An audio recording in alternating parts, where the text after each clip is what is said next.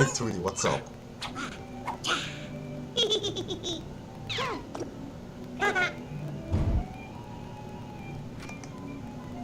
Yep, it looks like... Oh, hang on a moment.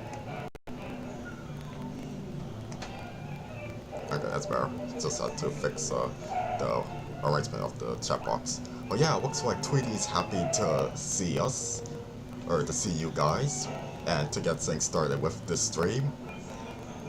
Red Succotash! Yes, that is definitely Sylvester's catchphrase, Kristen. Although Daffy has said it a couple of times too, like in the Great Piggy Bank Robbery. But yes, welcome everybody to my newest live stream.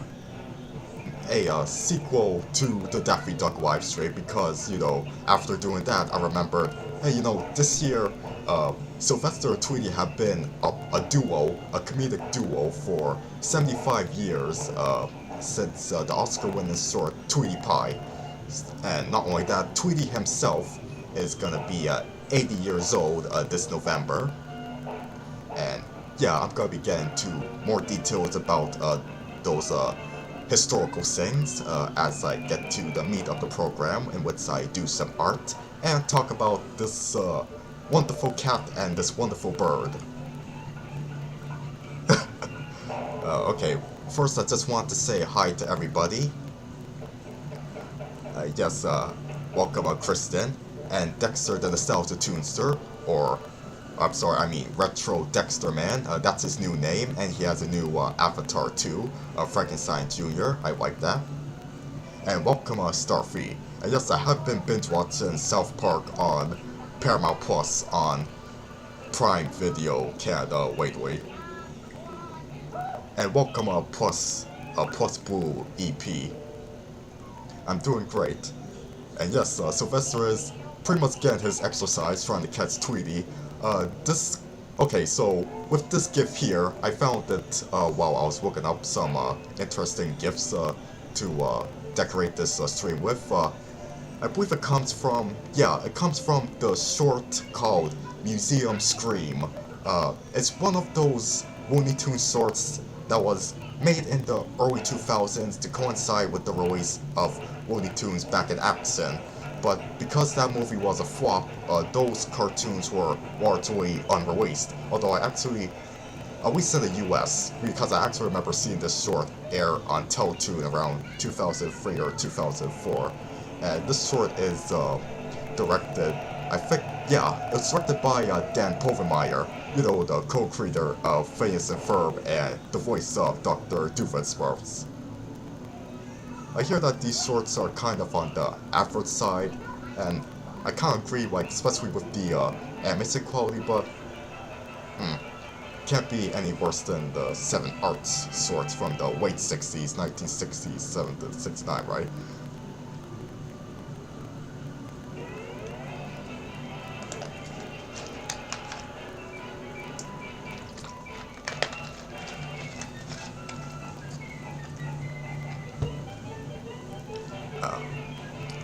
And Tuck Time 95 is mentioned how Baby Tweety from Baby Looney Tunes sounds like Double D from Ed, Ed and Eddie.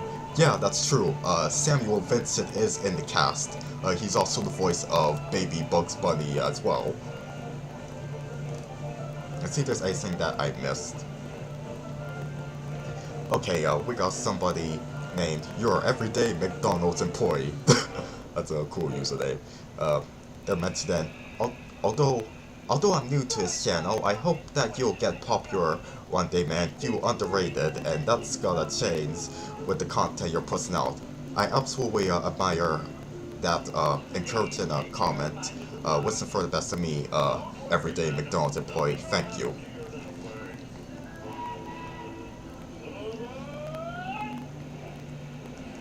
Let's see.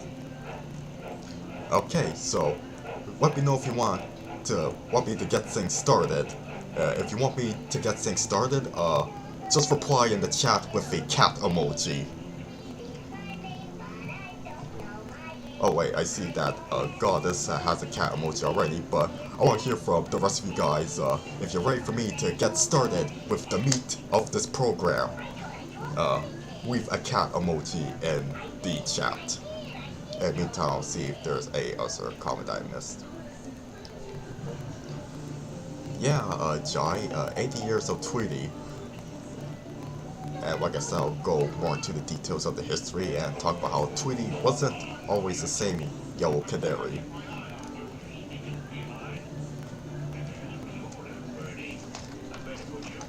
Okay, so we got another cat emoji from Goddess and also Starfy, and Dexter wants us to do this, so yes, let's get things started right now.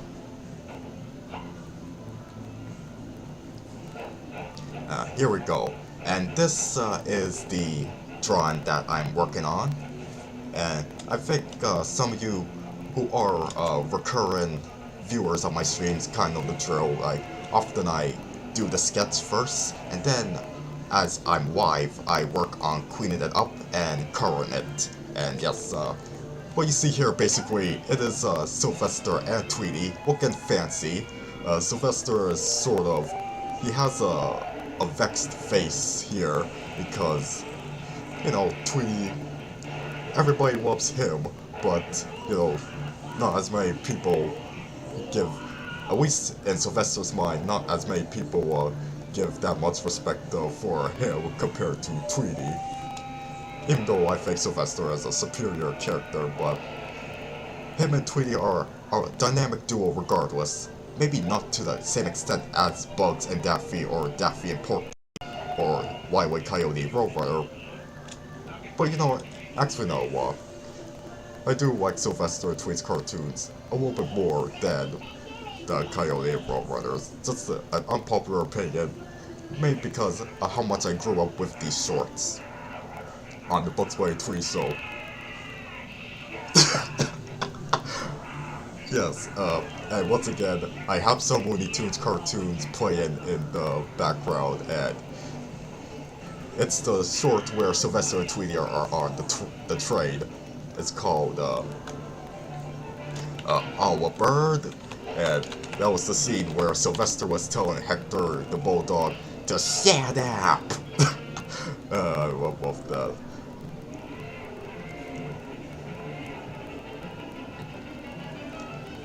So yeah, let's get things started with this drawing.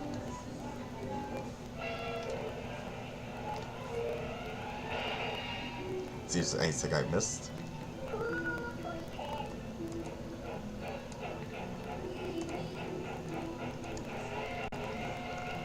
Oh, Carter mentions that it's Johnny Test's birthday. Well, is it the anniversary of the show today? Oh, cool. You know, I'm not really a passionate hater of Johnny Test like a lot of people are. I think it's like decent, but alright. But this is not about Johnny Test, it's about these guys.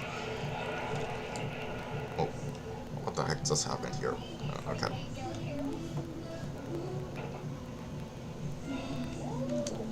And let me make sure that I have my settings all right. Oh, and let me make sure that the music is playing.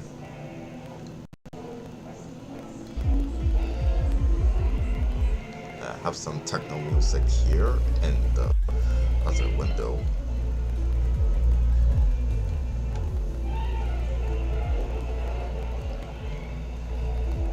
Let me know if you could hear it well.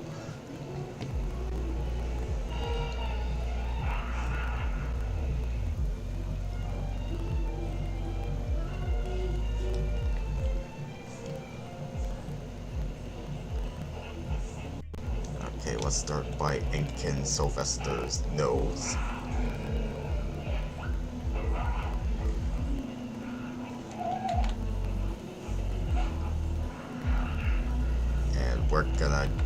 I'm just gonna be talking about the history of these characters.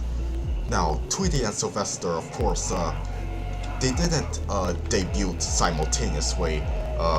They were created, or rather they were introduced to theater goers back in the 40s, about 3 years apart from each other? Yeah, 3 years apart from each other. Tweety first appeared in 1942, November 21st, I think, of 1942, in the Bob Clampett short, A Tale of Two Kitties, in which these two cats, based on the comedy duo Abbott and Costello, some of you may be a bit too young to even know who those guys are, but I don't know, they're kind of like Laurel and Hardy, or Oscar Felix from The Odd Couple. Well, that game, maybe you may not know who those guys are either, but yeah, they were based on a comedy duo in the 40s, and yeah, it's about this swole-witted fat cat and his smart alecky taller pal trying to catch this little baby bird who is pink because he's just a newly born bird, so he doesn't have his feathers. And yeah, Bob Clampett created Tweety, and according to like early model seats, he was gonna be named Orson. And the reason why Tweety was a naked baby bird with no feathers is because I hear that Clampett based the design of Tweety, or in this case Orson, off of his old baby pictures. But then eventually, he was told by Warner Brothers that having Tweety lacking feathers just makes him seem naked. So that's when Friz Freleng would take over with the character after Clampett left the Warner Brothers studio. Although we'll get to that in a moment. I'll just finish off mentioning how Tweety was under the direction of Bob Clampett, which wasn't many shorts. It was just 3 shorts. After A Tale of Two Kitties in 1942, there was Birdie and the Beast in 1944, I think. And after that, it was A Gruesome Twosome, in which it's another short in which 2 cats are fighting over, well, they're not just fighting over getting Tweety, they're also fighting over this, the affection for a female cat. And the most noble thing about A Gruesome Twosome, aside from it being the last short under Clampett's direction with Tweety in it, is how the 2 cats have these huge exaggerated noses, including the red one who's a caricature of Jimmy Durante, an older singer from that time period who you may at least know for appearing in the Frosty the Snowman special in 1969.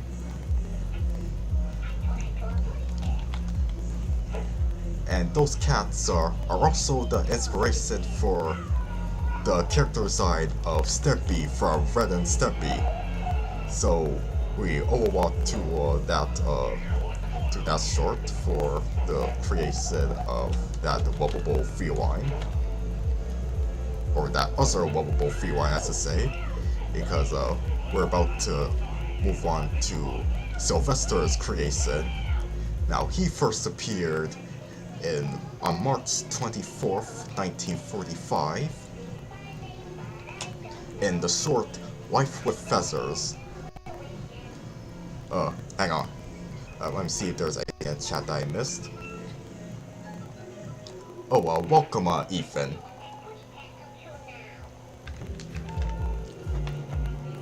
Oh, and yes, Ethan, I have heard about Smile and Friends. In fact, I did watch the first couple of episodes of it on Adult Swim Canada.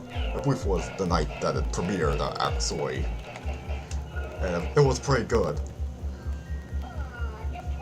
But I may be wrong, but I think they just dumped the entire first season at once, either in one night or each day, I don't remember, but in America they premiered the series like much sooner, like the entire season much faster than in Canada.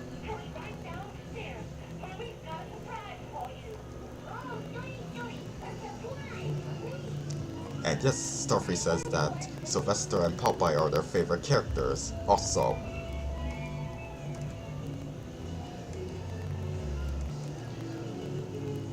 Oh, and Starfy asks if I know that Sylvester and Tweety are compared to Tom and Jerry.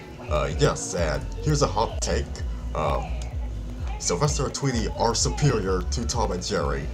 Again, this may be because I grew up with these two more than those other two, but I know Tom and Jerry is more elaborate with its cartoon violence, but Tweety and Sylvester and Looney Tunes in general hold a much bigger personal connection with me than with the classic Tom and Jerry sorts. Never really got around to watching those as often. Okay, so let's go back to with Sylvester here. So yes, he debuted in 1945, March 24th, in the short Wife with Feathers. And that short was basically about this bluebird who's depressed. So he basically wants Sylvester, who was introduced as this alley cat digging through the garbage. Like, the bird wants Sylvester to eat him. Like, he's so depressed that, yeah, he doesn't mind if Sylvester eats him, but Sylvester's like, for as much as he loves to eat birds, even he kind of has the standards to think, wow, really? You just want me to eat you. I don't know, that's my summary of it. I don't know, I've only watched that show probably a couple of times in its entirety, maybe even once, but that's just my memories of the main plot summary, and I feel it's similar to the short that Chuck Jones directed with Hubie and Birdie and Quad Cat called Cheese Chasers, which is my favorite with those characters. And it's a short where the dog, who was pretty much just Mark Anthony, except he could talk, with the bulldog getting confused by the mice wanting to be eaten by the cat, and the cat not wanting to eat the mice, and then the dog is like, it just don't add up! I love that clip so much, and yeah, I used it in my videos occasionally, including my most recent one about Azula, which you should check out. It's kind of a common thing with Looney Tunes, once they recycle plot lines, and I assume it's basically because, remember, these classic shorts were made for theaters. They're not really they weren't made for TV in the first place. It was only like during the 60s or so, or actually sometime in the 50s when the Looney Tunes started airing on TV, like with the pre-1948 shorts. They began airing on TV, I think, in the 1950s, and then Warner Bros. Just realized that they need to show the other half of the shorts that they still own the rights to, because remember, the pre-1948 shorts were sold to like a different distributor. So that's how Warner Bros. Just ended up doing the Bugs Bunny show, which they showed the cartoons that were released after August 1948. So yeah, with all that being said, because the Looney Tunes were released in theaters and they're not really like reran to the same extent as like say if they were aired on TV. Wait. Okay, yeah. Just make sure that I'm working with the right wires. But yeah, because the Looney Tunes shorts were made for theaters and that they weren't like really made with TV mentality, like they could kind of get away with recycling plot lines a bit better than how it would be like nowadays, with where people are kind of quick to point out that, hey, you used this plot line in this other episode. But I assume that back then, during the golden age of animation, it wasn't as much of a concern. And they're making a bunch of these shorts, like, each year, like, probably, like, 24 shorts per year.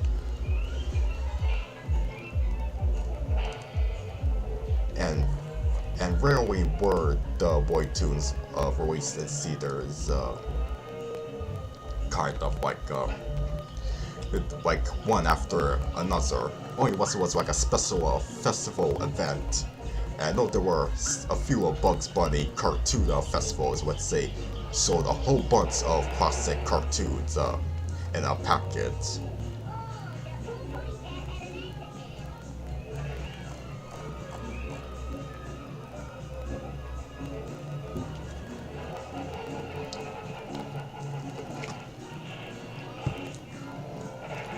Let's see. I'm just checking the chat. Okay, Carter is mentioned about their first classic local remake party. Cool. I know that my series classic local remake party has spawned some imitators, like the nostalgic local remake show by, I forgot the user's name. I think it's Zachary.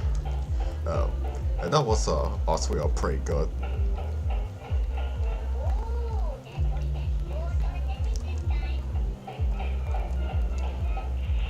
Yeah, just checking see if there's any comments I missed. Yes, welcome Plus Blue to Blue EP. Oh, this is a pasta dinner. Cool. What type of pasta was it? Was it spaghetti? Was it ravioli? Was it macaroni? Was it linguine? Let's see. Any plans for this summer vacation? I'm not sure yet. And do you know what studio first aired Sylvester? Yes, it is at the Warner Bros. Studio. And this was at the point where the cartoon studio was, Leon Schlesinger was the producer of the cartoons until 1944, and he sold his cartoon studio directly to Warner Bros. Pictures. That's how the studio was renamed from Warner Bros. Leon Schlesinger Productions to Warner Bros. Cartoons. So yeah, that's when Sylvester debuted at that period, and Eddie Seltzer became the head of the Warner Bros. Cartoon Studio at that time. And with that being said, that's gonna transition over to how Sylvester and Tweety became a parent to begin with. Okay, so Friz Freleng did another short with Sylvester after Life with Feathers, the same year that he debuted, which was Peck Up Your Troubles. A simple story about Sylvester trying to get a widow woodpecker, and for some reason that woodpecker was all the rage in Eddie Seltzer's head. Like, he wanted Friz to do more shorts with Sylvester and the woodpecker, but Friz was like, nah, the woodpecker isn't all that. He's not really all that worth it. But and also, by the way, this was back when Bob Clampett left the studio, so Friz was interested in revamping Tweety. And oh yeah, I forgot to mention, with Tweety in his early days, he was much more wild. Like, Clampett made him a real menace. Like, Tweety would actively fight back against his enemies, like with the big weapons, and so. Though eventually he would be toned down. Like, Tweety would just sit there in his nest or in his cage while Sylvester's make the fool of himself with his contraptions and them failing. But yeah, Friz wanted to do a short with Tweety and Sylvester, but Eddie Seltzer was like, no, you're not doing that. And we're not doing that. They won't work as a pair. By the way, I'm just basically paraphrasing this whole argument. And then, my favorite part when reading about this historical moment, Friz Freleng, he basically, like, took his pencil. Okay, let's just pretend that this is his pencil. Like, he took his pencil and he just jammed it onto Eddie Seltzer's desk, and he's like, Oh yeah? Well, if you think you know, what you're saying, why don't you make the damn cartoon yourself? Yeah, that's basically my hyperbolic dramatization of that conversation of how Sylvester and Tweety became a duo, but eventually they decided to throw water under the bridge, and yep, they made Sylvester and Tweety's first cartoon together as a pair, which was Tweety Pie in 1947, released on May 3rd, I believe. And the interesting thing to note is that Sylvester was not named Sylvester at that time. He was named Thomas in that short in particular.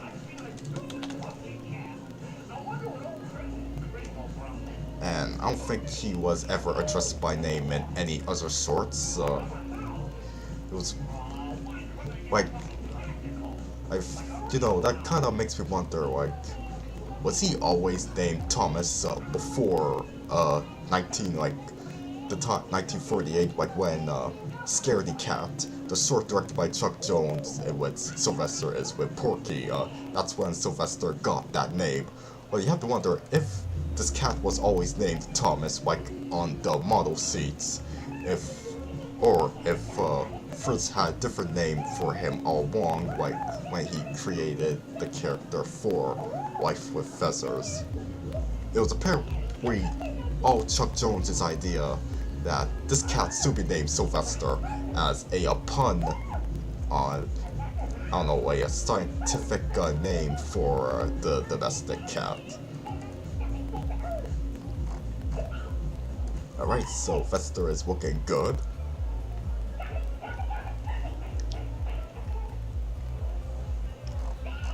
Okay, what's this, what?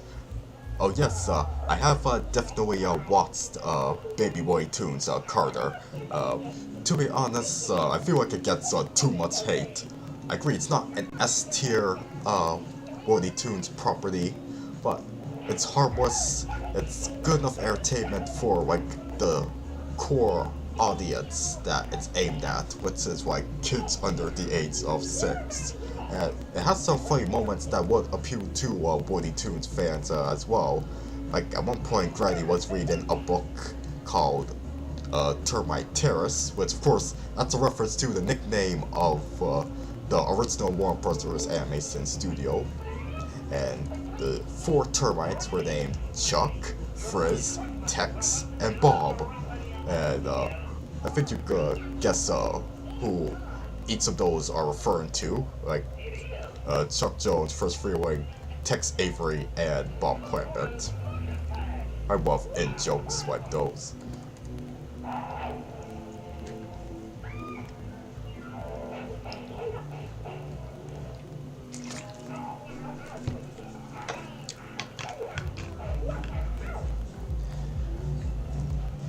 Yep, so Sylvester and Tweety made history as a duo when their short won Warner Brothers their first Oscar.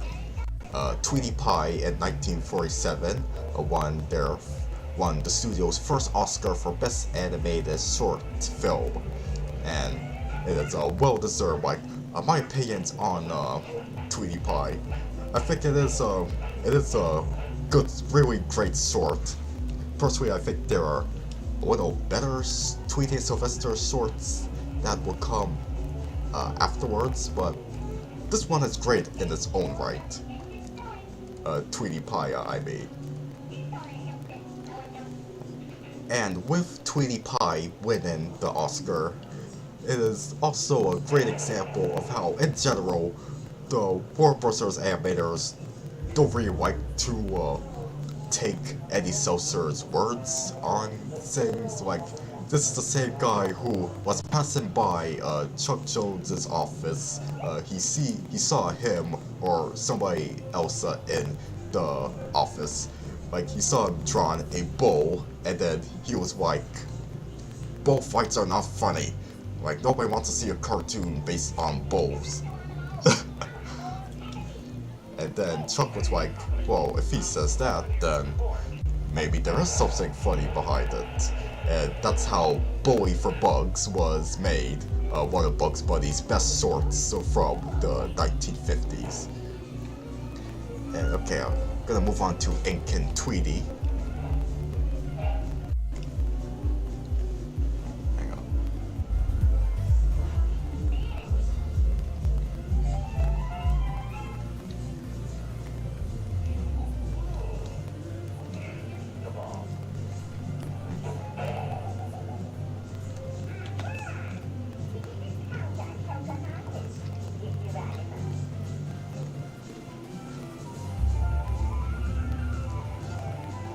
Let's see. Yes, Stuffy, I've definitely seen Wackos World and Wackos America, those two songs from Animaniacs. Tuesday, it amazed me how Rob Paulson was able to do that song for Yakko in just one take. When it was recorded, it was just done in one take, like there was no bloopers or anything. He did it flawlessly. And what's just as amazing is that he remembers the lyrics to this day, like 30 years later.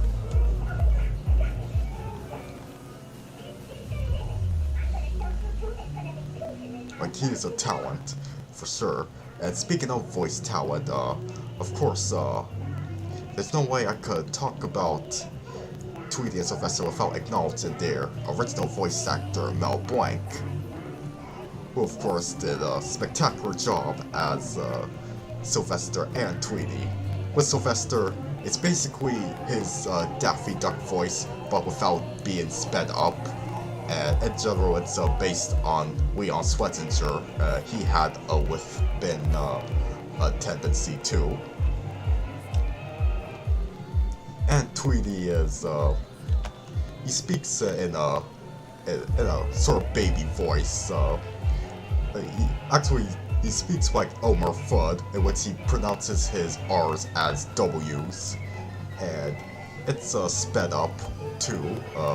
Tweety's voice is sped up, kind of like with Porky's voice. And of the many cartoons that Mel has starred in, the many Looney Tunes sorts that he has provided his unmatchable vocal talents to, Birds Anonymous is his favorite, and that is another Oscar-winning sort with these two characters.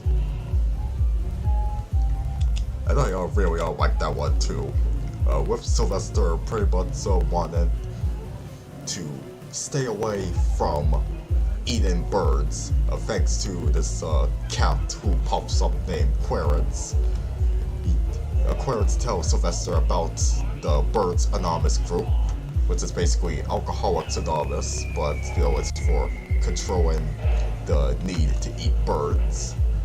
And Sylvester, at first, he sees like he's doing fine. He says, "Birds are strictly for the birds." But he ends up failing, like he just couldn't resist wanting to eat that bird. And neither could Clarence for that matter at the end. And like what Tweety says at the end, that once a bad old putty tat, always a bad old putty tat.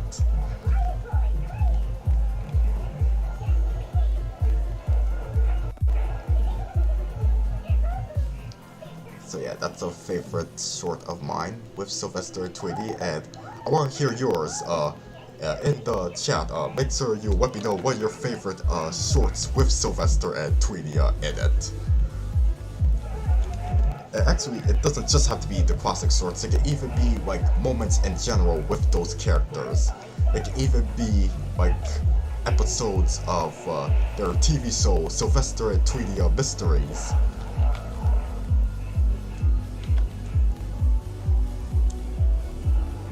Or even other projects like the spin-off movie, which I often forget exists, Tweety's High Flying Adventure, in which Tweety travels around the world getting, I think, 80 paw prints from different cats around the world. I remember watching that one a few times on Teletoon when they would air movies on Saturday mornings. I think they still do that, but it was a block known as Cinetoon, and those were great times.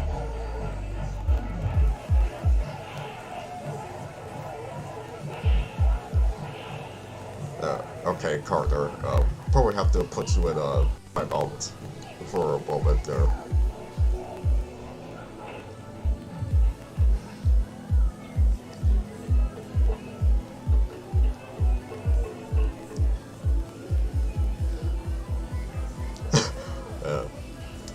Sorry, just had to calm Carter down a bit. Like, seems really dislike Mickey Mouse Clubhouse.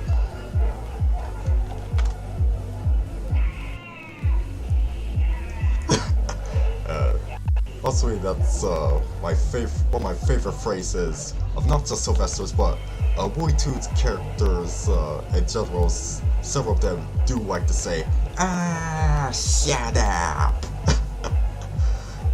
In fact, you know what? How about we take a little break from the drawing here, and I'll show you one of my favorite shut up moments of Sylvesters. Hang on.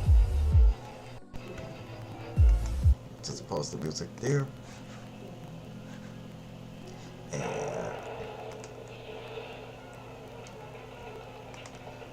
yes. Let's bury the hatch, I say, let's bury the hatchet, but not in anyone's head, boy. Hatchet, head, but that's a joke, boy. You missed it. Went right past you. You gotta keep on your toes. But toes, that is. But the fast ones get right by you. Keep your ears open. But yappity, yap. I can't get a word in edgeways. Talk. But no wonder you're not sharp. You gotta always, I say you gotta always listen. Oh yes, I love that so much. Just the way he goes from and then he goes up to shut up. I love that. By the way, that was from Crow and Pain's Farquhar Whitehorn's second cartoon, which is one of the rare all-star sorts. Basically, more than one major character who are often relegated to their own separate series within the Looney Tunes franchise, like are crossed over together. Like we have Farquhar and we have Sylvester, and also Farquhar's like regular co-stars Henry Hawk and the Barnyard Dog. That was a pretty cool sort. Actually, it wasn't that memorable compared to Farquhar's first sort, Walkie-Talkie Hockey, or his, especially his third sort, which is called the Farquhar Whitehorn, but still good.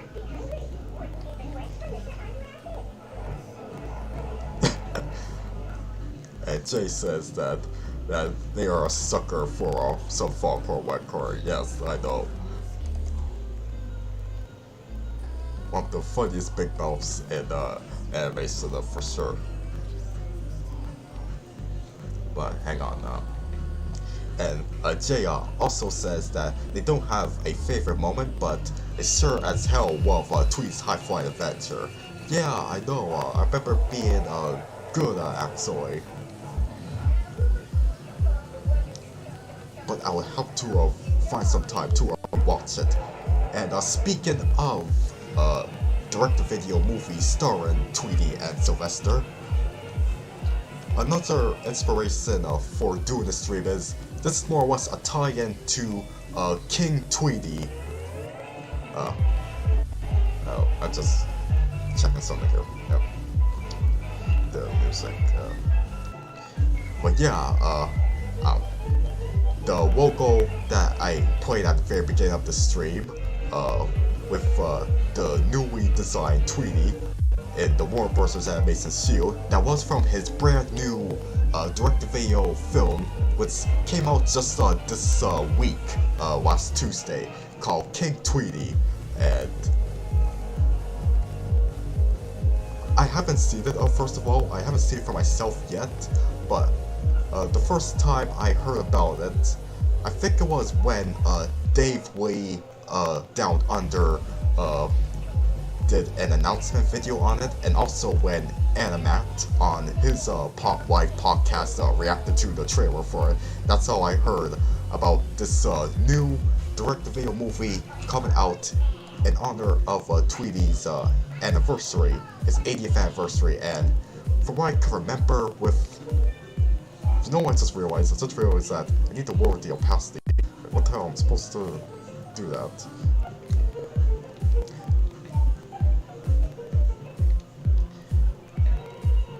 And probably I should Sylvester too. But yeah, King Tweety came out last Tuesday to embrace it for the Bird's 80th anniversary. And from what I can remember about the main premise, although it's something about Tweety wording that he is of royal heritage. And yes, it is a similar plot to to Garfield, A Tale of Two Kitties, and it also reminded me of the Wild House movie as well, because that movie is about the Wild family finding out that they are of descendants of Scottish royalty. So what I want to say about King Tweety, first of all, is its art style very different. It's just as simplified as, say, the designs for Wabbit or New Looney Tunes.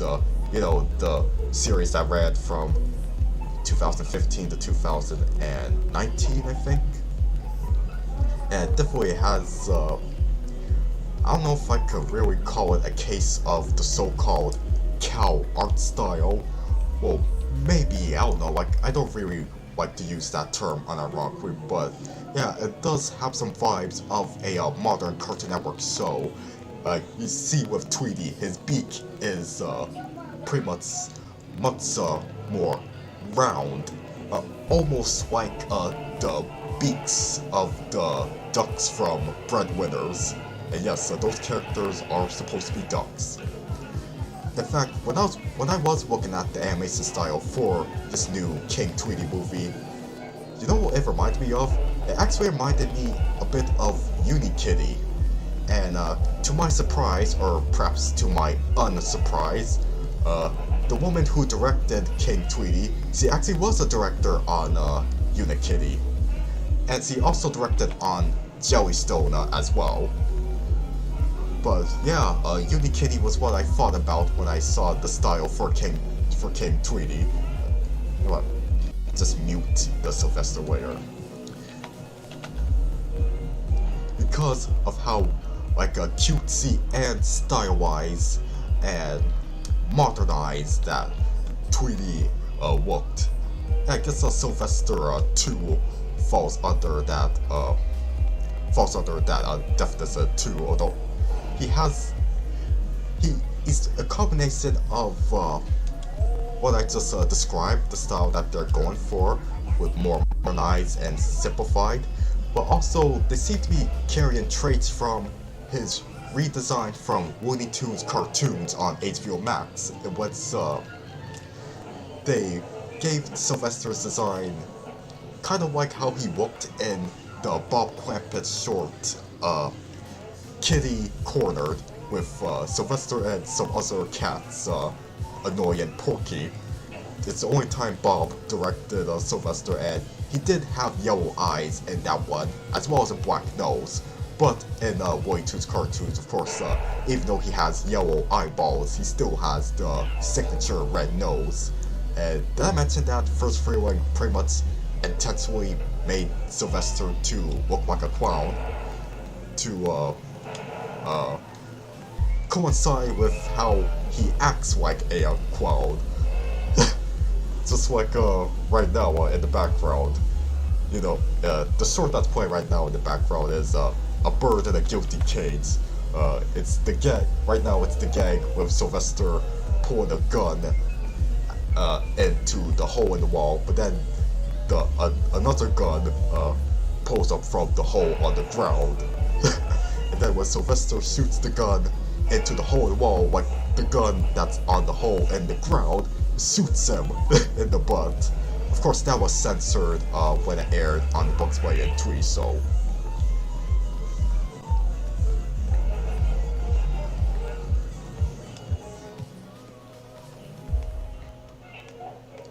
So going back to the new King Tweety movie, again, I haven't seen it, but looks like it'll be fine.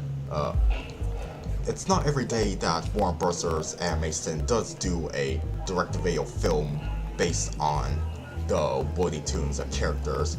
Mostly they do it with Scooby-Doo and with Tom and Jerry. Although I can't remember the last time they did a Tom and Jerry movie. Oh yeah, I do remember. It's a rodeo-themed movie taking place in the Wild West. Tom and Jerry Cowboy Time, I think. And it's actually done in the same style as the 2014 Tom and Jerry show by Renegade Animation. But yeah, the last time they did a Looney Tunes movie was with Looney Tunes Rabbit Run, which is sort of related to the Looney Tunes show. Like, it has the similar art style, and it has the basic characterizations that show pretty much established, like with WOA being actually eccentric and not bland, and Daffy being more snarky and weird mix-up of his eccentric self and his jerkish self. But at the same time, the characters act like they are meeting each other for the first time, so it's not fully a Looney Tunes show spin-off movie. Like, on one hand it is it, but I don't know, it's kind of confusing.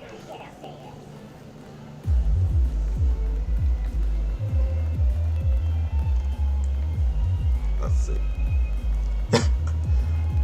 Starfreeze says, you are addicted to the great corn oil. I need TP for me bungo. Yeah, I have been watching Beavis and Butthead lately. It's really funny. And I did see the trailer for their new movie, Beavis and Butthead Do the Universe. Looks pretty sweet. And Two Tail Spuds, hi there, corrected me on the Tom and Jerry movie's title. It's Tom and Jerry Cowboy Up. Okay, so I was close. Thank you for the correction, Two Tail Spuds. Realize I should make the eyelashes of Tweety bigger.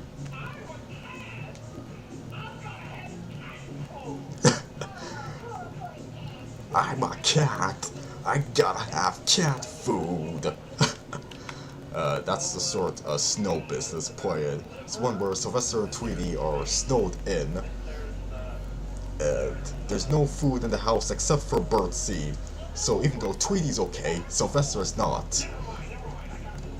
So naturally he tries to eat Tweety as always, but the story actually begins with the two being friends. Like, Sylvester is almost wanting to eat him, but then he resists.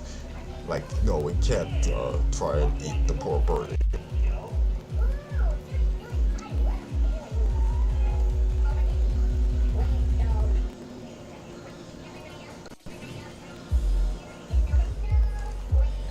I'm just seeing if there's anything that I missed. Yes, Wackos World is an amazing a meme that's been going on. Well, I don't know if it's still a relevant meme now, but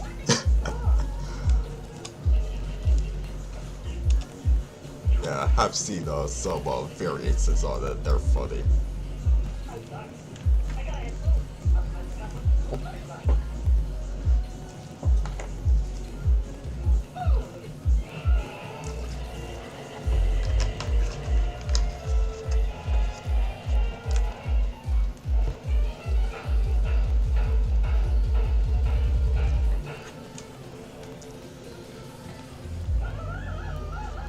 Now, one thing that I want to mention about this little guy over here is he actually didn't appear in a lot of shorts like by himself, where he's the main star. Of course, technically there are other characters. I'm talking about like his solo shorts, in which he's the primary character, but there are his adversaries, like the cats who aren't Sylvester. But yeah, compared to Sylvester, Tweety hasn't been in many solo shorts. Like, seems like the Bob Clampett era of this character was when Tweety was on his own, like really as the core star of the cartoon. Otherwise, since 1947, he was almost always paired with Sylvester. Except in that one Chuck Jones directed short starring Frisky Puppy and Quad Cat, in which Tweety makes a cameo.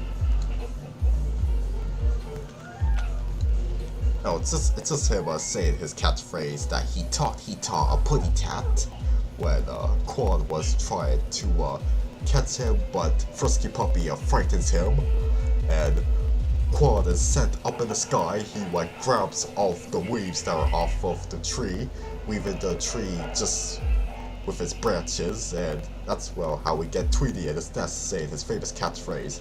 And he also delivers the last line of dialogue. Actually, the only lines of dialogue in that entire story, actually. It's when Quad is scared by Mark Anthony to the point where Quad is now like clutching onto a frickin' airplane, flying away into the sunset, I think, yeah. Quad Cat is an underrated Looney Tunes character. Perhaps my favorite short with him is Feline Frame Up. The one where he's pestering Pussyfoot, you know, the cute black and white kitty. Oh, and by the way, a happy belated 70th anniversary to Feed the Kitty. That's Chuck Jones' masterpiece there. But yeah, Quad is basically pestering Pussyfoot, and Mark Anthony is rightfully beating the crap out of Quad for harassing the poor kitten. But his owner thinks that Mark Anthony is abusing the cats, but no, like, Mark Anthony is innocent, like, he's in the right to, like, show quality of lesson. I love that story, like, so much. Too bad it's not on the Golden Collection. It's on the Platinum Collection, but, I don't know, like, it's mostly, like, repeats. Like, I'm almost done with collecting the Golden Collection. But I don't know if it's necessary to go and get the Platinum Collection for sure. I don't know.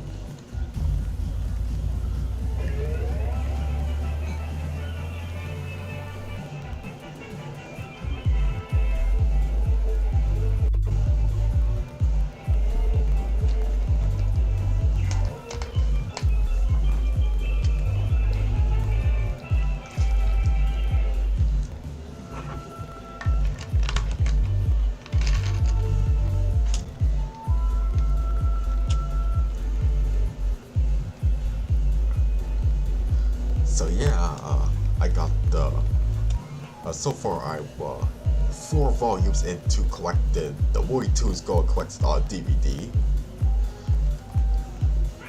And obviously what I'm playing right now is the 3rd disc of the 2nd volume, because it's all about Sylvester and Tweety. Well, almost, so like, after this short that's playing right now, which is the birthday short, the 75th birthday short, Tweety Pie, happy belated anniversary. After this, they're gonna show a bunch of Bob Clampett shorts, which includes the aforementioned Kitty Corner. And just to go on a little tangent of with how Warner Bros. Releases their Looney Tunes DVDs is, I don't know, probably to earn more money to restore more cartoons for different home media releases, like the recent Bugs Bunny 80th birthday Blu-ray set. It just re-release individual discs from bigger collections and just sell them individually. Like with disc 3 of volume 2 of the Gold Collection, you could buy it separately as Sylvester and Tweety and Friends. Or sorry, I think it's just called Tweety and Friends. But yeah. Obviously, if you already have the Gold Collection, don't bother get that. It's just a recycling of disc 3 of volume 2.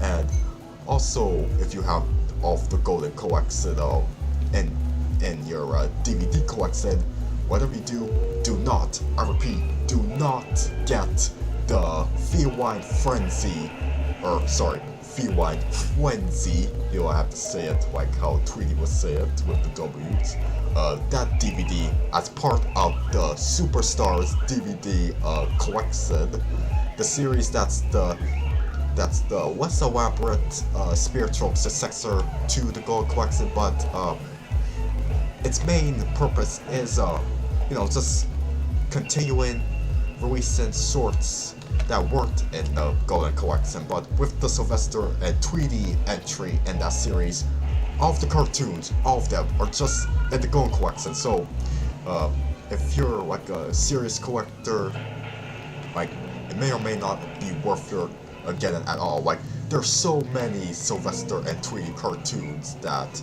are worthy of a release on DVD in North America, and I have to emphasize in North America because even before the Golden Collection, Warner Bros. Has been putting out Tweety DVDs in Japan under the series called I Love Tweety, and I assume it's because, yeah, Tweety, being the cute character he is popular in Japan, so of course they would do DVDs of him over there.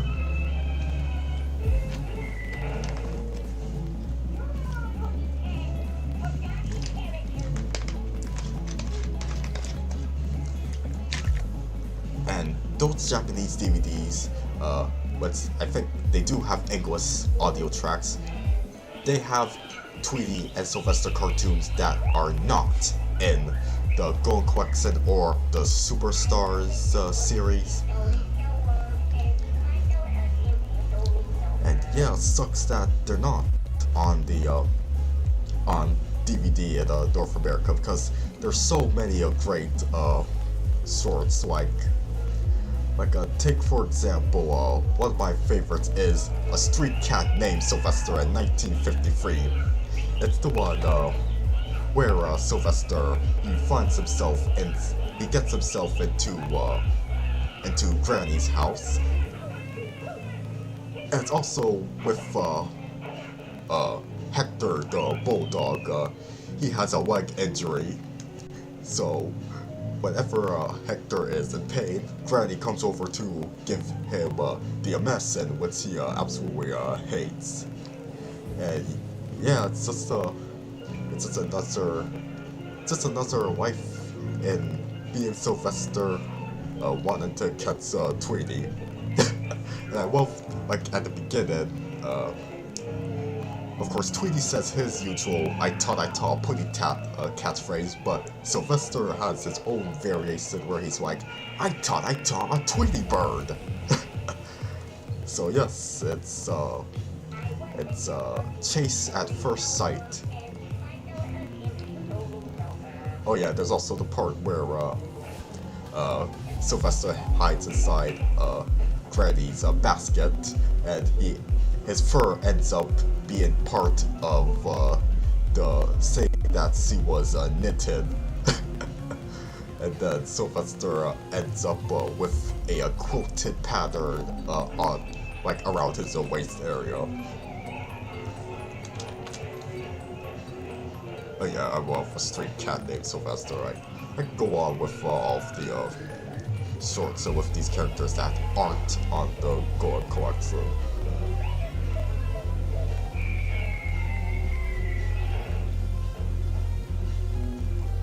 Plus Blue is saying that my art's looking good so far, thank you.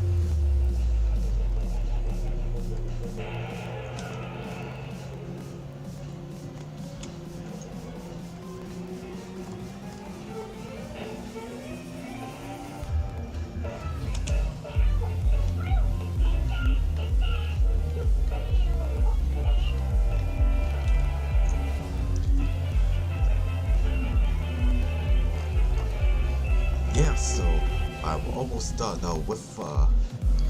with these guys. All I have to do is color it and then add the background. And perhaps if there's any like more subtle or minor details that I want to add when finishing up the picture, I'll do that like off stream. Because I want to get this done by I want to wrap up the stream in about a half an hour. But in fact, how about I just take a little breather and show you a clip from the Bugs Bunny and Tweety show.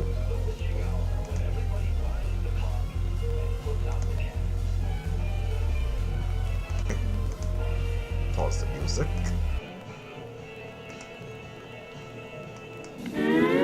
It's the Bugs Bunny and Tweety show, together with some of their very closest friends. This promises to be fun. It is to laugh.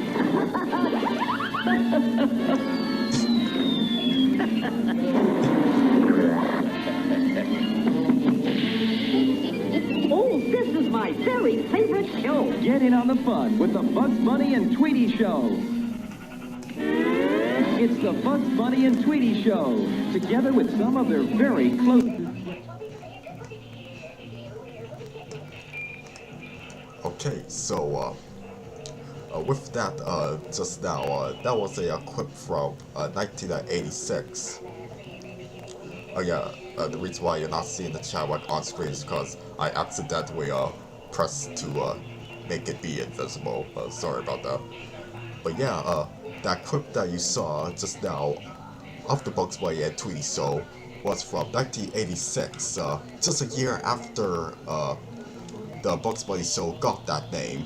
Previously it was known as the Bugs Bunny Roadrunner show, and the Bugs Bunny Roadrunner Comedy Hour, and the Bugs Bunny Looney Tunes Comedy Hour. It went for a lot of different names, like following 1962 when the original run of the Bugs Bunny show pretty much ended.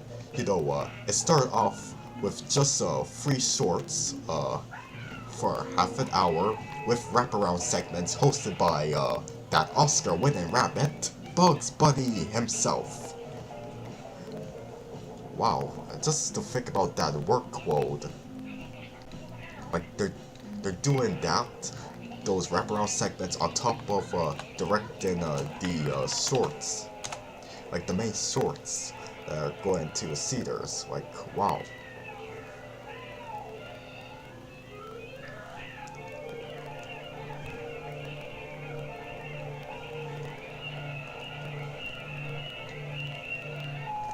Let's just play back the music.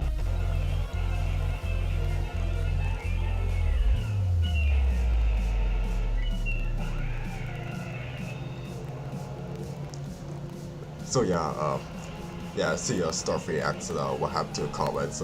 Yeah, like I just mentioned, I accidentally made the chat box be invisible while I was playing that last clip.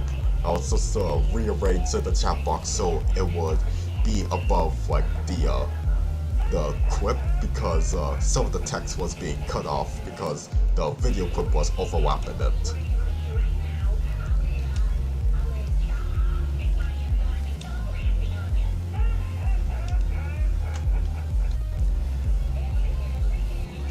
But speaking of clips, I was wondering, let me know if I do this, if I finish covering this in time, let me know if I should play Tweety's first cartoon, A Tale of Two Kitties, pretty much in its entirety. It's in the public domain, so very, very, very low risk of copyright claim. Yay! So yeah, let me know in the chat if I should play A Tale of Two Kitties after I get this all colored. If you do, give me 2 cat emojis. Like, if you want me to play A Tale of Two Kitties, give me 2 cat emojis in the chat box. Okay.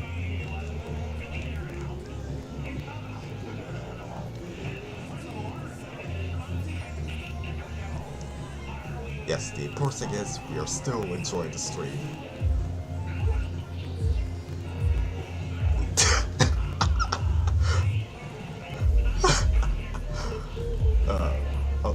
Sorry, since Kitty Corner is being played in the background, and it's the scene where Sylvester is proclaiming that he and the other cats to do something about Porky being mean to them.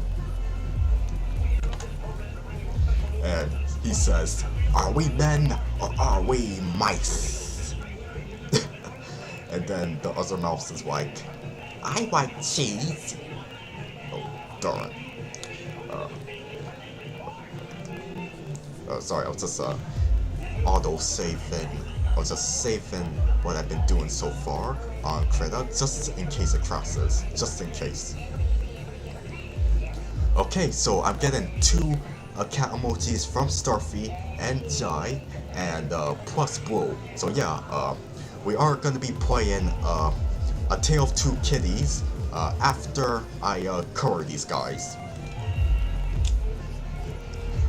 So yeah, going back to what I was saying with Kitty Cornered, I love the part where Sylvester is like, "Are we men or are we mice?"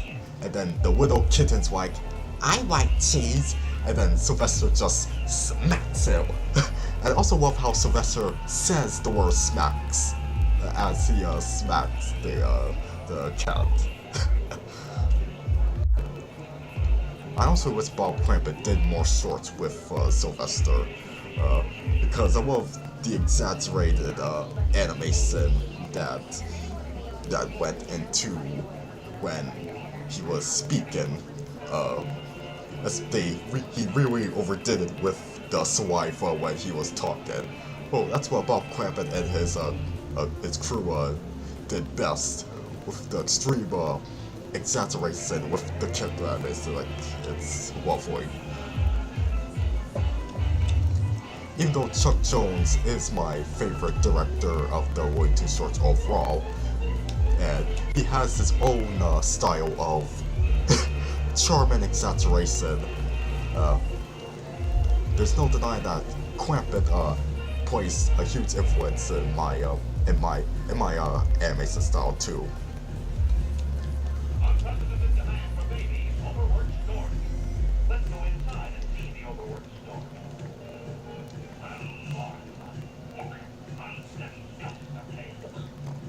Let's see. Starfy's asking if I'm a fan of Minions. I assume you're talking about the characters themselves or their movie, their prequel movie. Well, the characters themselves, generally they are funny. Well, not always, but I do like them. Although probably Drew is my favorite of the Despicable Me characters. As for their prequel movie in 2015, I like that one fine.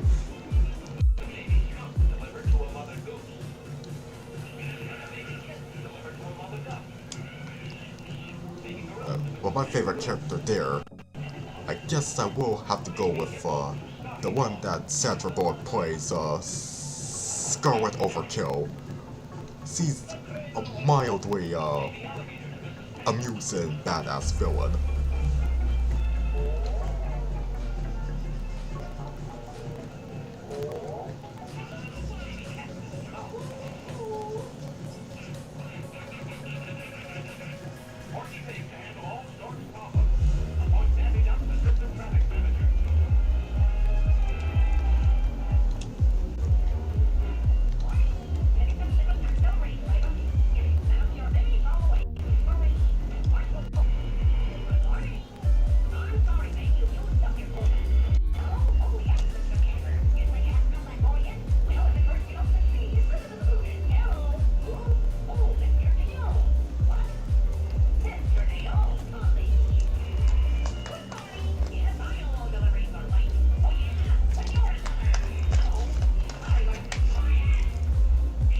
Now, outside of watching the cartoons with Tweety and Sylvester, there are other things with the characters that I enjoyed, like going back to my childhood. There were the online games that were on both Cartoon Network and on the Looney Tunes' own website. Just to name a few off the top of my head that I remember. One was when Sylvester is skiing while trying to go after Tweety. Let me know if any of you remember. If any of you remember that. Playing games on Cartoon Network's website during the good old days of the 2000s. If you remember that Sylvester and Tweety skiing game. And over on the Warner Bros. Own website for Looney Tunes, there's one that actually scared the crap out of me. It's the one where Sylvester has to kill off the Tweety zombies that are popping up. And the reason why it scared me, I don't know, it's not so much of the core concept of it. There are these Tweety zombies bugging Sylvester. Like, it's just that one scene in particular in which there's a game over, and yeah, we have these Tweety zombies just coming close up to the screen with poor Sylvester screaming bloody murder and off screen. That's what happens when you get a game over. Yeah, that definitely startled me. Or creeped the crap out of me as a kid, yeah.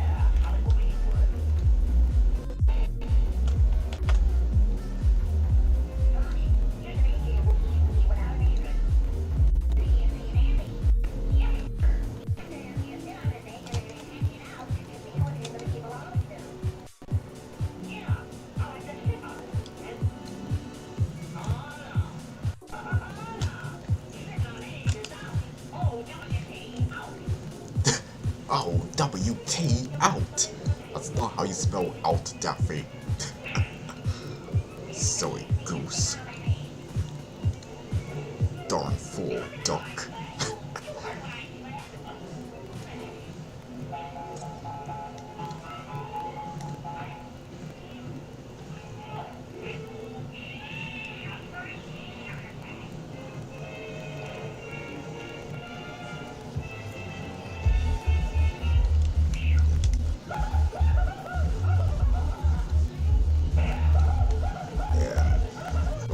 Because it is a white background that I deal with. Actually, you know what? I'm gonna just yeah, that's better.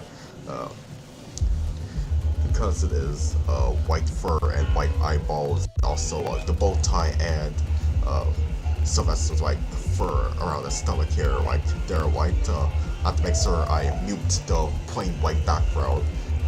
Even if I did made my paint a darker shade of white.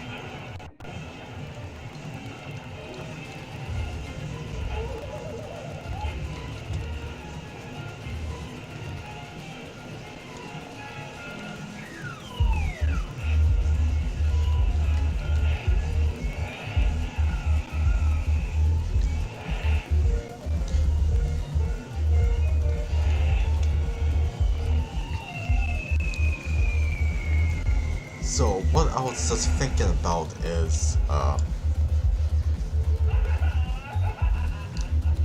what I focus on right now is just current Sylvester and Tweety themselves, and because I want to get going with sewing Tweety's cartoon, A Tale of Two Kitties. So like figured out with the background and the sew details, like yeah, that's something I could do off camera when the stream is done. Just wanna get this over with so we could have some fun watching Tweety make his worldwide debut. So yeah, just gonna get done with current Sylvester, and then we move on to the 80th birthday Boyd.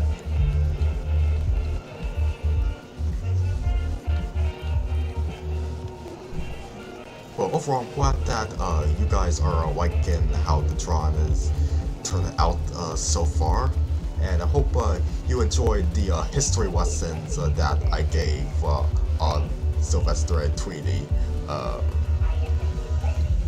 You know, I haven't even talked about talked enough about how Sylvester is on when he isn't with Tweety. Well, technically I did when I was talking about when he first appeared, but I didn't even mention like when he's with his other adversaries, or the other creatures he tries to get.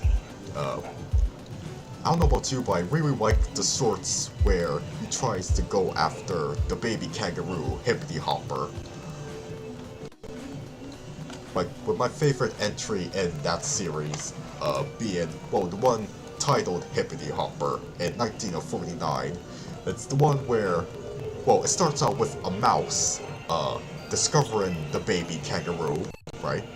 And he thought that, hey, you know, I really hate that Sylvester cat, so I'm gonna be scaring the pants out of him by pretending this new baby kangaroo that I just found is a giant mouse to scare the pants out of him.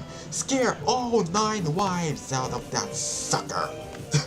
So yeah, the mouse has bad blood with Sylvester, so he pretty much pretends that he is, I don't know, I think he pretends that he eats something or drinks to a potion that makes him big, but actually it is the baby kangaroo who pops up and, you know, playfully tries to fight with Sylvester.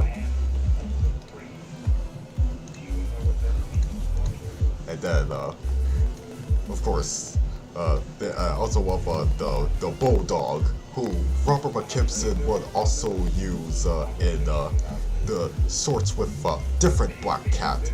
Not Sylvester, but a different one with a smaller nose, a smaller face, in a couple of sorts. It's Hummer time and early Tibet. And whenever that cat screws up, the bulldog would find a different creative way to punish him. Like whether it be using a technique known as the Gesundheit with this contraption. Ooh, I hate that! And that's what the cat says. Yeah, I love those Sylvester and Hippity Hopper cartoons that Robert McKibson would do. And there's also the third one, which also introduces Sylvester's son, Junior. Oh yeah, that reminds me, Father's Day is tomorrow. From now, I want to wish you guys a happy Father's Day, if you actually celebrate it, and that you have fun with your dad. And yeah, Sylvester is he is a goofy dad, like as goofy as, well, Goofy, you know, with Goofy and his son Max, but with Junior and Sylvester Jr., he is so ashamed of Sylvester's inability to not be able to catch a mouse, even a big one, or what he thinks is a big mouse, Hippity Hopper.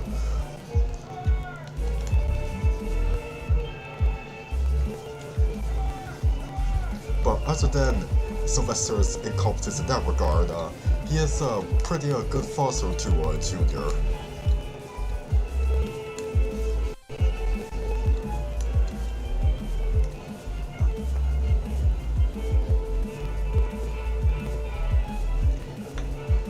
And yes, tomorrow will be Juneteenth as well. Thank you for pointing that out, Mikas. Yeah, I just want to briefly mention, today I saw on Twitter and Instagram that Nickelodeon did an awesome thing in which they have 54 different black animation professionals from varying years of experience coming together to recreate a iconic photograph of different jazz museums, jazz musicians from Harlem. So yeah, I thought that was freaking awesome, and it's where so like so many different awesome black animators, from Bruce W. Smith to Floyd Norman, and also who else was there? Marlon West, and just so many. Though it's too bad that like Ian Jones Cordy, you know, the creator of OKKO, wasn't there, or Dan Haskett, who has experience being an animator and character designer for Warner Bros. His most recent credits include Looney Tunes cartoons. And also would have been cool if Afton Corbin, you know, the woman who directed the Pixar Sparks short 20-something, if she was there too. And also this woman named Angela, who goes by the username Sketchy Soul. She's a comic artist for the Wild House series of graphic novels, as well as the storyboard arts of the show. But yeah, despite those omissions, seeing that gathering of iconic black animators, 54 of them to be exact, is freaking amazing.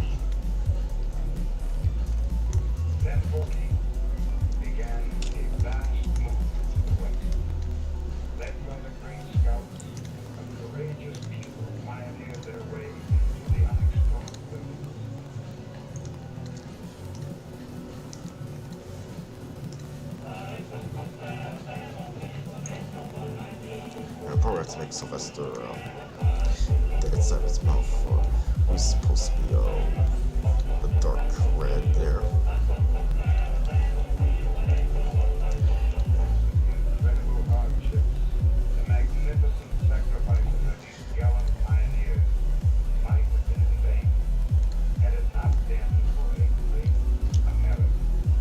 Oh yeah, I forgot to mention that in that same photograph I was talking about. Just so many to try to remember off my head, but I just remember about Peter Ramsey, the director of Rise of the Guardians and Spider-Man Into the Spider-Verse, two really great films, or really good films.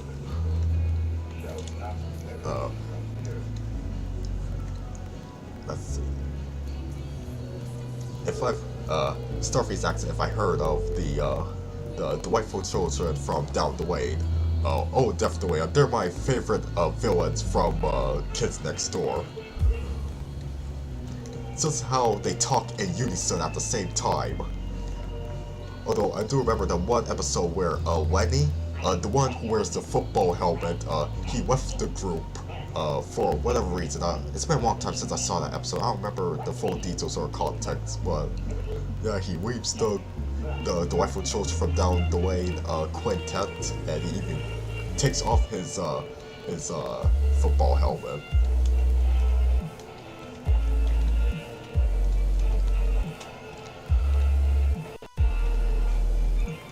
Oh, looks like we have a gap here.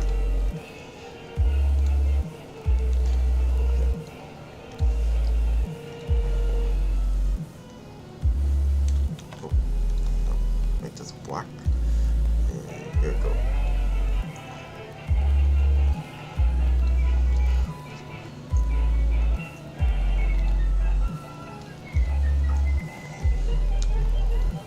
Okay, I'm gonna move on to current Tweety, and after I'm done current Tweety, we're gonna be watching his debut short. So hang on tight, guys. Almost done with the essentials here. Well, technically, the background is an essential element too. But once again, I think I'm just doing that when the stream is done, just so we can get to watching A Tale of Two Kitties.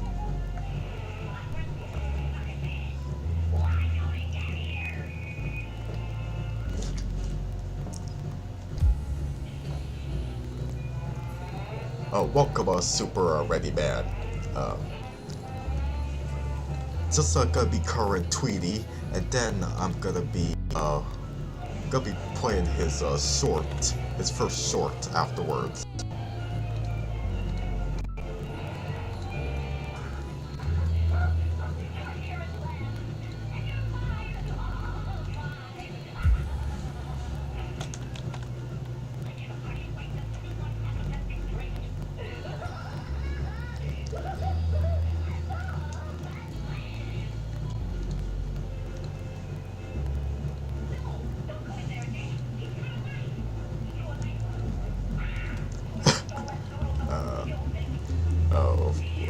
short that's played in the background is The Great Piggy Bank Robbery.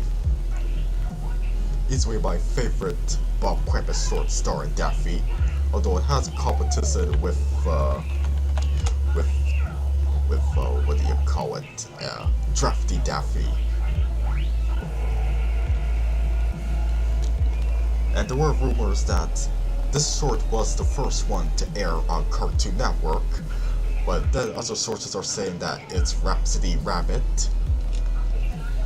You know, the one where Bugs Bunny is playing a piano, but a mouse is disrupting his performance, and it's totally not similar to a Tom and Jerry short that will come out like sometime later.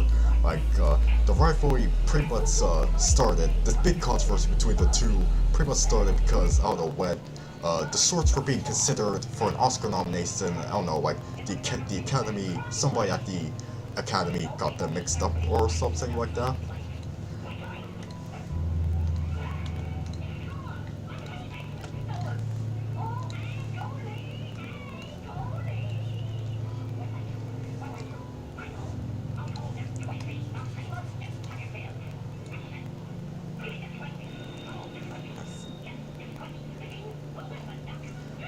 Super Ray Man's said, I might want to change my profile picture.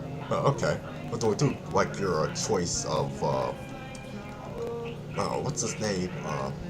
Is it Duncan? No, I think Duncan is the last name of the character. I may be wrong, but yeah, I know he is the main character of Duncanville, that cartoon that Amy Poehler stars in and co-created. I saw like one episode of it recently. It's alright, didn't make much of an impact. Like, may need to find some time to really get into it because I hear that it's pretty darn good.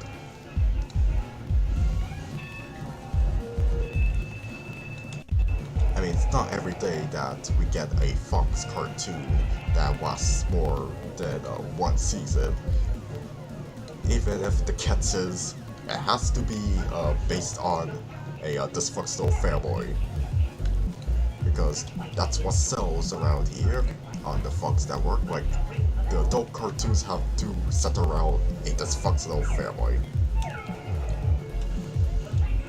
I know Futurama doesn't, but that show still ended up being treated poorly by when it was airing on Fox. And yeah, did anybody hear that even though John DiMaggio is gonna be returning as Bender for the Hulu revival, he's still not being paid much, which sucks. It's like, you know, it's like a double subversion, which, what, is he's not coming back? Well, that sucks, but then it's revealed that, yay, he is coming back, but then there's a catch. He's still not gonna be paid much. He's essentially still gonna be paid like peanuts. And yes, it sucks that voice actors are still struggling to get that same level of respect and recognition as their live-action counterparts.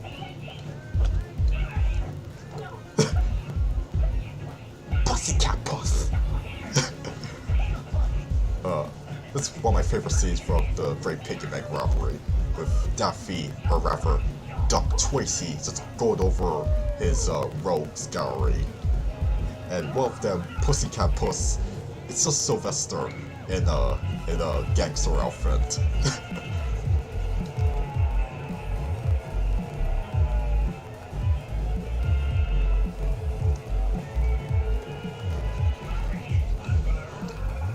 Rub you out, say? Rub you out.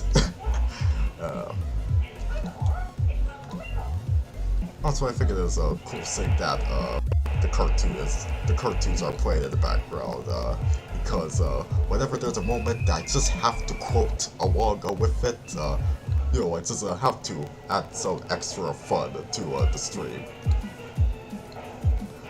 And I want that short.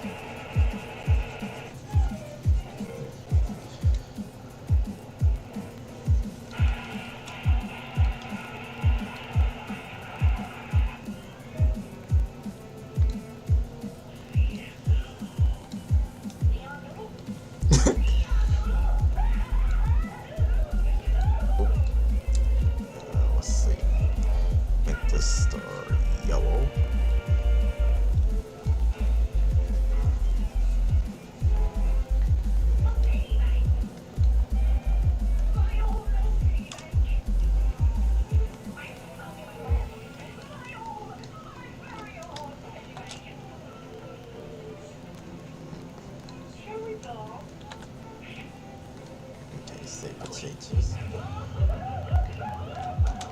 Does deselect that selects it. And okay, so like I mentioned, I know you guys I like what I've done so far, and yeah, so Sylvester and Tweety are colored to celebrate their anniversary. But once again, I'm gonna be finishing it off after I finish streaming because I want to get down to playing one of Tweety's shorts. And I know you guys confirmed ahead of time that you are excited to see that because you gave 2 cat emojis in the chat. So let's get to it, shall we? But actually no, before I do, I want to see if there's anything in the chat that I missed.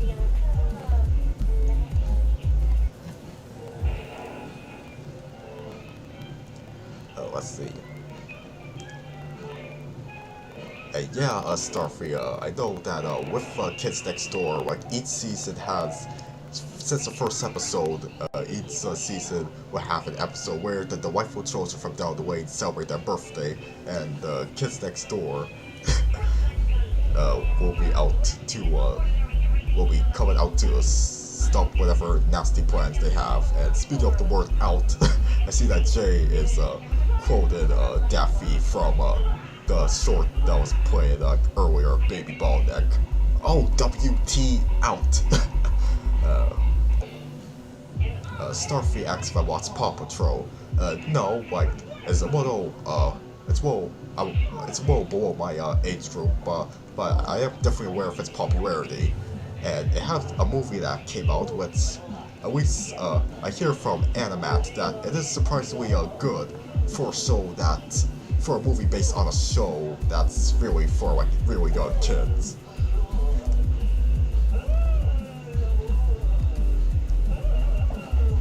Let's see.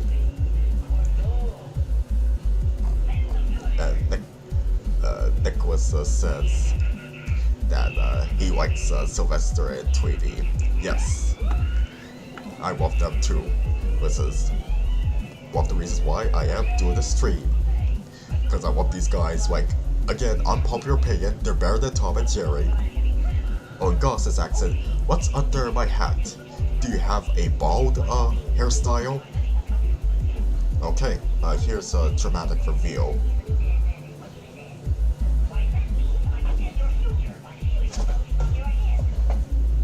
And to answer your question, Goddess, no, I'm not bald.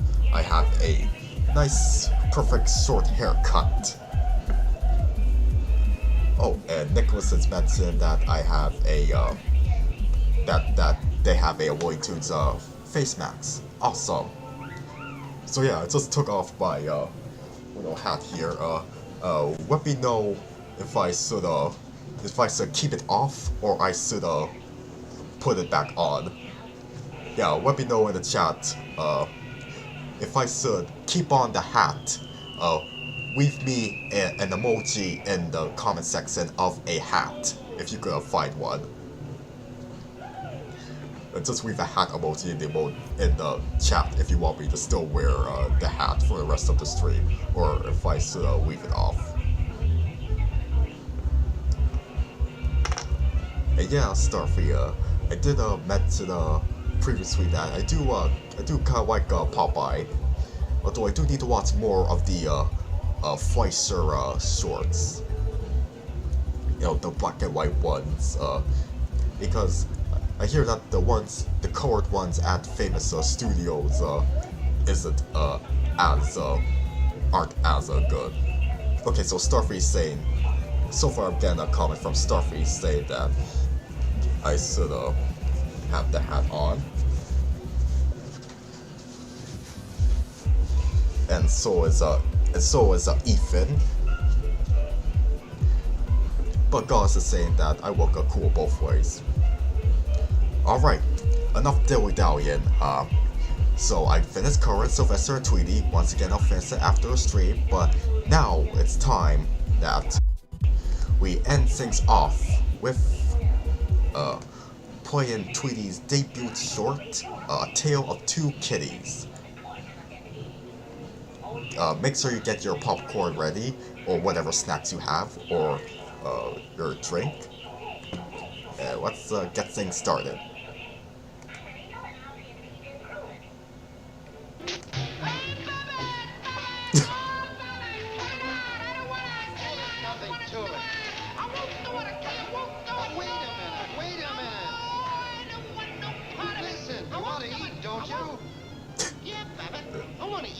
I love to eat. Well, then, go up and get the bird out of that nest, and we'll eat. But I don't want to fight no bird. I like birds. I go hungry first. What's the matter, Fraidy Cat? This is only a tiny little bird. You mean a poor little incy-wincy, itsy-bitsy defenseless bird? Yes. Let me at him! Let me at him! I'll get him, baby! And I'll mobilize him! Let me at him! Take it easy, take I'll it easy. show him! Where's he getting that stuff? Don't hold me back! I'll get him! I'll show him! Come on, quit your fooling. Get up that ladder. Push me, Abbott! Don't push me! I'm scared to go up high. I get hydrophobia. No, I don't want to come down. What? Don't push me! Oh, don't! You can't make me do it! You can't make me do it! He did it! Come on, stupid. Get the bird. Oh! Give me the bird. Give me the bird. If that A's office would only let me, I'd give him the void, all right.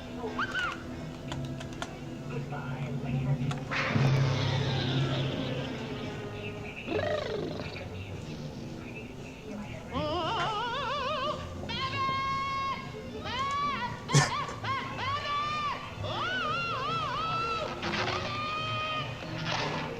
Hey, baby! Look! Stilts! Help! Baby! Here I go again! Catch me! Help! Hey, I'm too young to die! Help! Save me! Help! Hey, how'd you get away up here? Say, Babbitt, are you sure this thing is gonna be okay? Of course, of course. Everything's under control. Don't push me down in a box, Babbitt! Please don't do it! Don't do it! Hey, Babbitt! Oh, Babbitt! Babbitt! What's the matter now? I'm afraid of the dark. Well, I'll let you out then.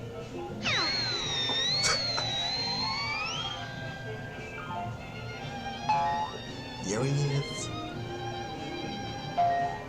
I thought I tore a putty tab. Ah, he said it. I tore a putty tab.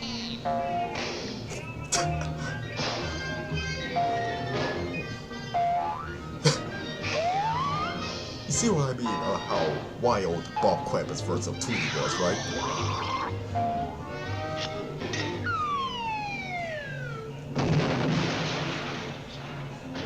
Oh, the poor putty tab. He crushed his witty hair. Gee, Babbitt, I'm just no good. Oh, the brakes were against you. I'm a flapperoo. I can't even get the boy. Don't worry, you'll get it all right. You mean I'll get it in the end? Yeah, and you'll get a big bang out of it, too. Well, that sure takes a load off of my mind.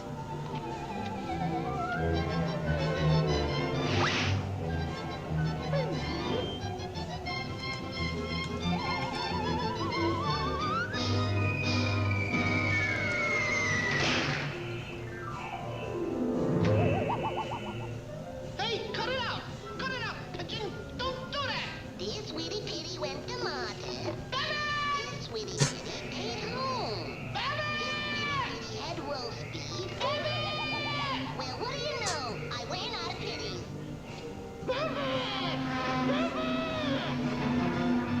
Here, putty tab.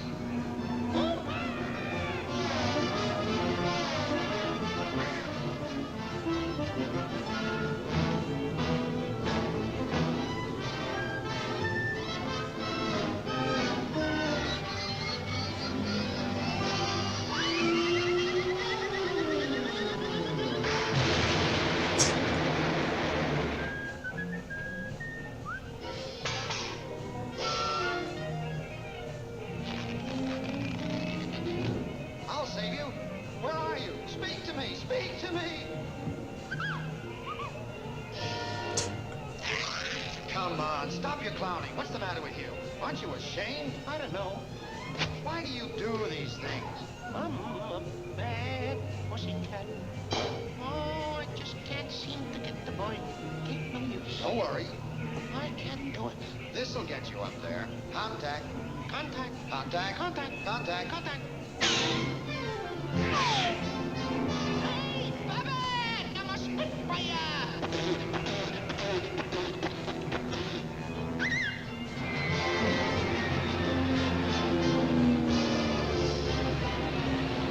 Hello? False intercepted demand?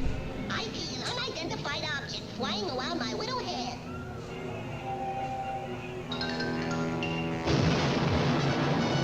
Is there an insurance salesman in the house? I love that abrupt pause there.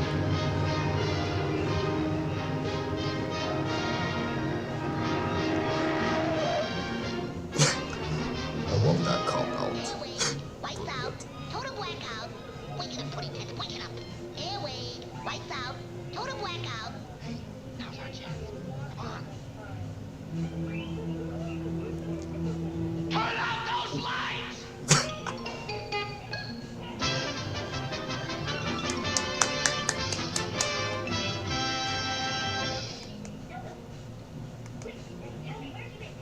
Alright, so that was A Tale of Two Kitties. A great first impression for the little bird.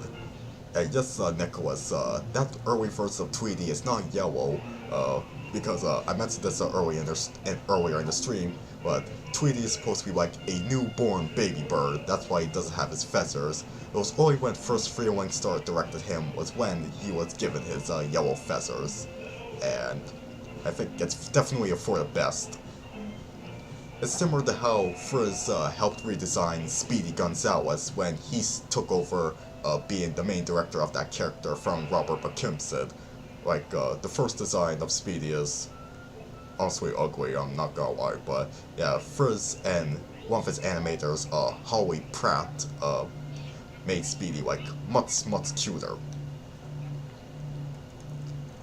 So yeah, and also another thing to acknowledge is, okay, so what I have right here is the 100 greatest Looney Tunes cartoons, and the title of it is basically what this book is. You know, just ranking, well, it's not really a ranking, but they're organized in alphabetical order, but yeah, it is a 100 Looney Tunes that a bunch of animation professionals and historians agreed on are among the best. I personally disagree with some of the additions, and I hate how there are some that are like completely absent. But nonetheless, it's a solid celebration of specific sorts that are definitive of the Looney Tunes series. And just a moment.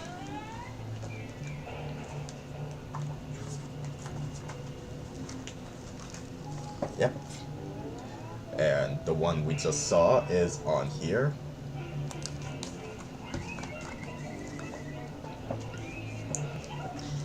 And yeah, if you get a copy for yourself, you read like the summary and also a critique on the sort from Frank Conniff, who's a writer for Invader Zim, I believe. So yeah, not only that, but also here is a gruesome twosome. It's on here too. Tweety's third sort. And as for what Sylvester and Tweety cartoons are on here, from what I remember, let's just go through the index, and I remember Birds Anonymous is in there, and also Satan's Waitin'. It's the one where Sylvester literally goes to hell and keeps losing his 9 wives. That's like the basic premise of it. I only saw it, I think, once or so. But yeah, Birds Anonymous is on here, as well as Satan's Waitin', and I'm trying to remember what other sorts with those two are here. Just make it fast and go to like go to the index. I made a mistake. I said I was going to the index first, but what I was actually looking at before was the table of contents. But this is the index here, and yeah, the other short is Dog Pounded, which is more or less a sequel or remake to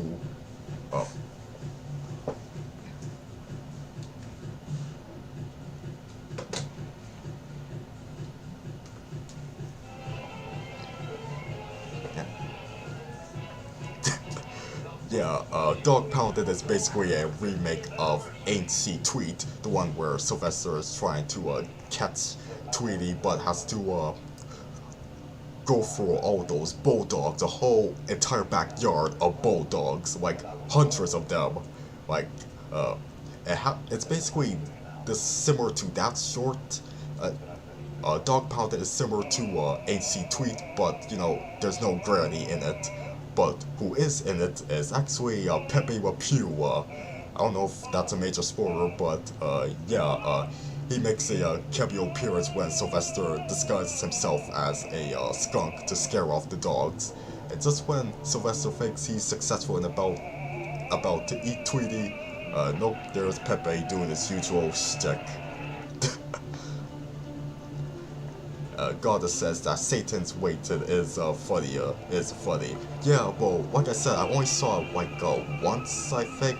I don't remember just how funny it is, but from what I read in the book about the summary and like the critique on it, it sounds worthy of a rewatch. Okay, I'm almost done here. Starface asks if I heard of Kamahana. No, I haven't. And Nicholas is saying that his Looney Tunes face mask has the Roadrunner, Daffy, Bugs, Sylvester, and Tweety, with the current WB shield on it. Copyrighted 2021. Awesome. Alright.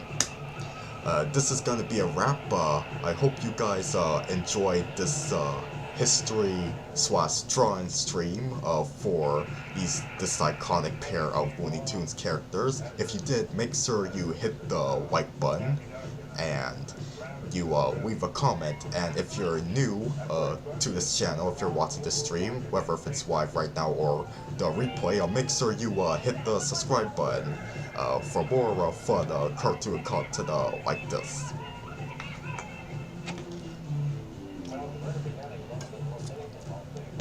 Alright, so yes, happy 75th anniversary to Sylvester and Tweety as a pair. Happy 80th birthday to Tweety specifically. And closing off for this rest of the weekend, I hope you guys have a great Father's Day tomorrow and a great Juneteenth as well. So yes, thanks for watching this stream and take care.